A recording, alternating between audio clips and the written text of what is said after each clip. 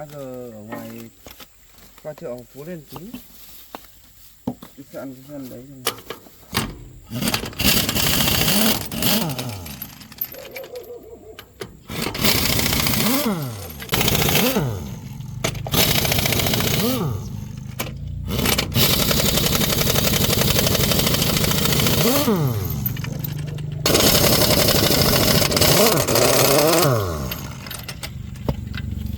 Đi mua quả mới nhưng mà vẫn chưa đi mua được, chưa đủ đạn. Nếu thay quả này nước quả thứ ba rồi đấy.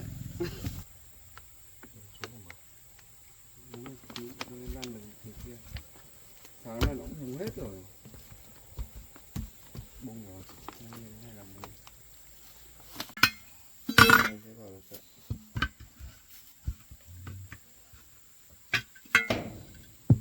Thằng nho nó làm một lốp này buồn cười lắm. Nếu mà nhớ bên nào anh cũng thế, nếu nhớ bên nào có bên tháo nó ra dễ lắm. Bên tháo khó cực kỳ luôn. Cái la răng ở bên ngoài dài bên ngắn.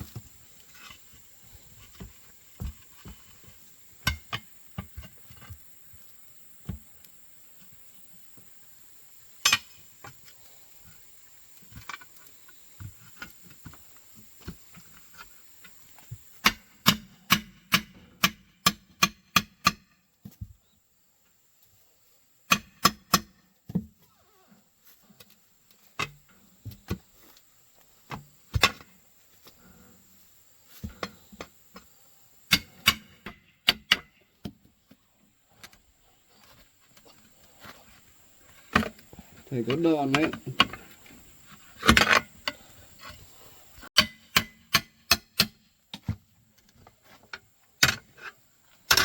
Mấy người mới làm được cái lốp này đâu. Lốp này khó làm lắm của anh ạ. Mỗi em làm được.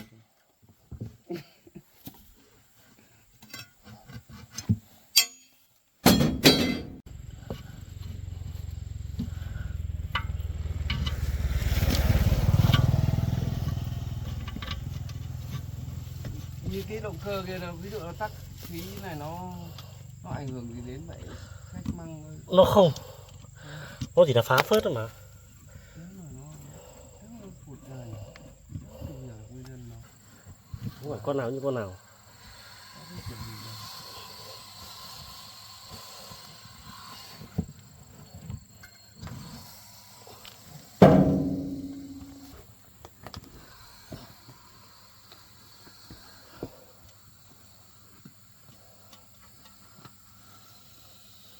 như này lúc nào cũng phải cầm một bịch nước cho sao.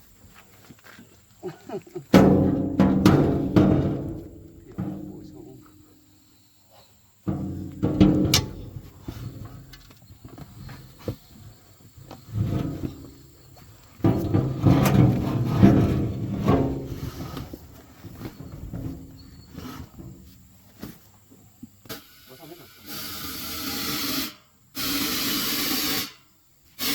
Này vã rồi, này của từ đầu về đấy, anh chưa thay cái sắm nào bây giờ. Cái vã quả nào? Quả này vã nhiều thế nhỉ?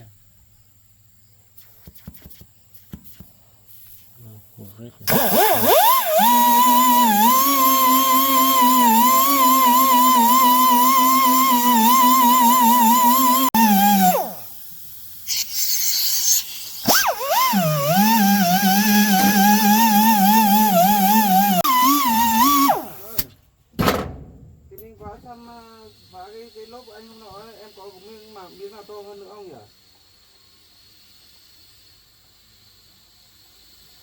Có. Nếu con nợ thì anh vẫn đấy.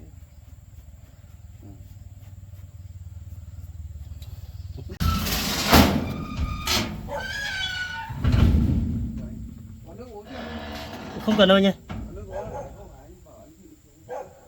Không cần đâu.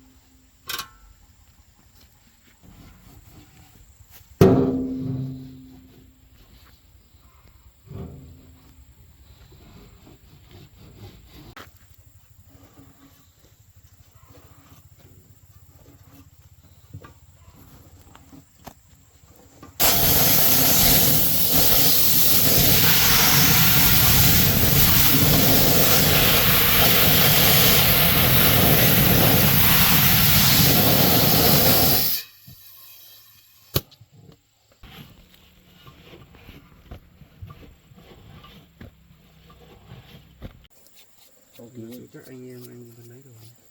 Tại vì mình cứ cắt phát nào.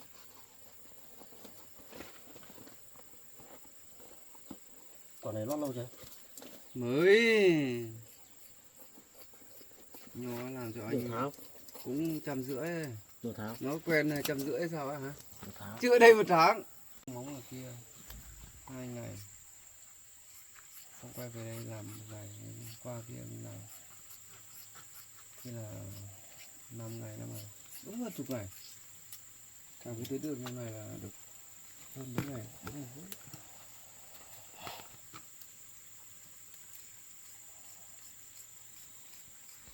Hơn chục ngày là kịp. Đấy là anh còn đi trước khi ấy là làm đồ là anh đi làm trước rồi đấy.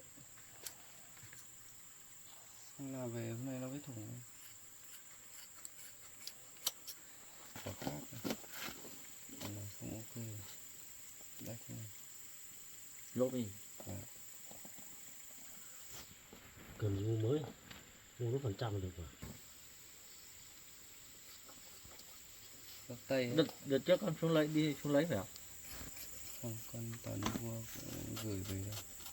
Có số báo nó gửi về. Gửi về. Động cơ bây giờ nó ra dầu như này nó bị tắc khí thôi, bị tắc nó bị phụt rồi đấy. Nó yếu như nào nó tìm gió của nó. yếu như nào nó phá tới đấy rồi mà.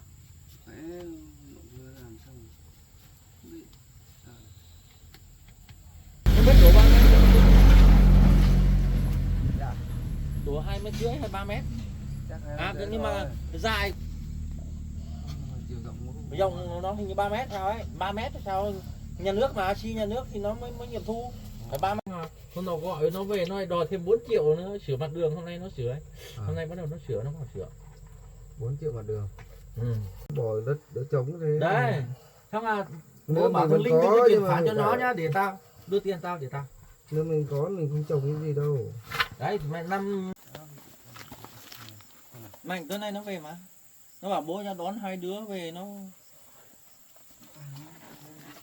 Mai con mới làm về tí nữa. săn này. Cái hình dỡ để mai nó đào móng. Cả gia đình nhìn nói ông ấy kiếm tiền thôi. Ừ. 2 đứa con nó chả làm cái mẹ. Cái thằng ấy đấy sẽ mò đấy à? Hôm nọ còn đi mổ trí là mổ.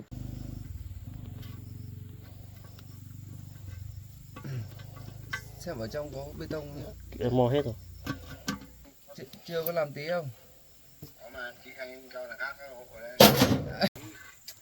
Thế nhà bà Nhã hôm nay dỡ nhà, ngày mai dỡ nhà thật không để em một ra đó.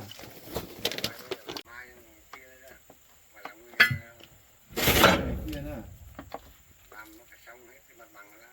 Làm gì lâu thế, mặt bằng chắc ngày sau đó.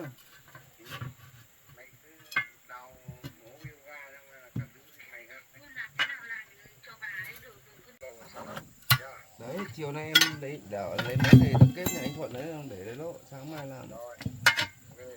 Đang làm lốp về thùng mẹ lốp.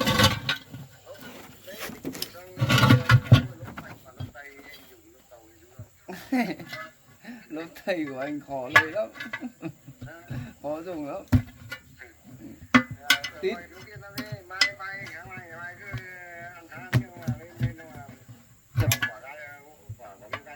Chập tối, chiều tối là em ra.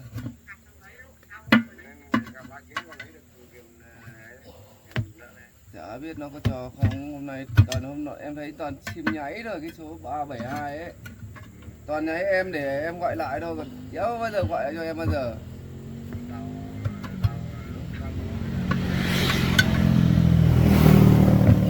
Nhưng mà ở Huynh ở đấy hộ nói câu nhá.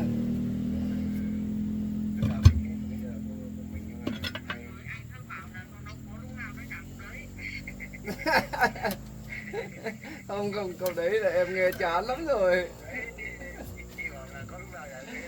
Chị Quyến đừng có bơm thế. Cái câu đấy nghe chán rồi.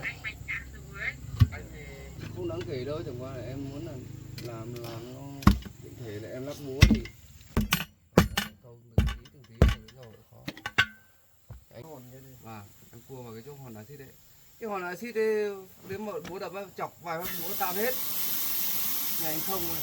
Chỗ này lên nổ một phát lên cái mô axit đấy cho nó hạ xuống. Kịp lắm. Kéo vào gần đây mà nó bay.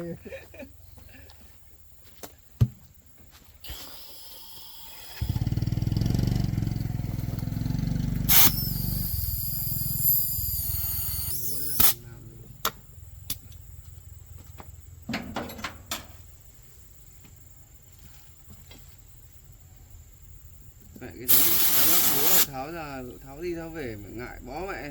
vất vả. Vừa dầu thủy lực ra lại còn vừa bẩn tay. Số của nó cơ.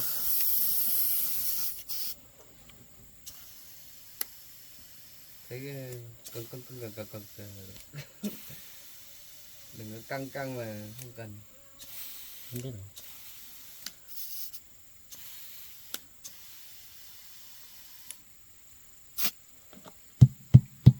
Mai giả được anh.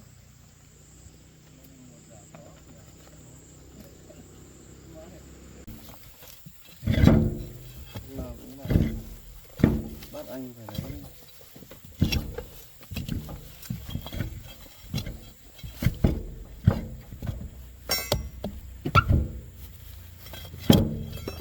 Xăm này đúng một lô đấy thôi chị em. Duy nhất cọ đi cọ về là rách đấy. Em bị nhiều pha thế lắm rồi. Không vứt tiền vứt tạm như các bạn. Để vứt thẳng ra ngoài đi.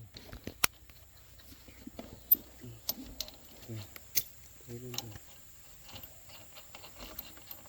Xe thì ở một nơi, xe này xe của mượn.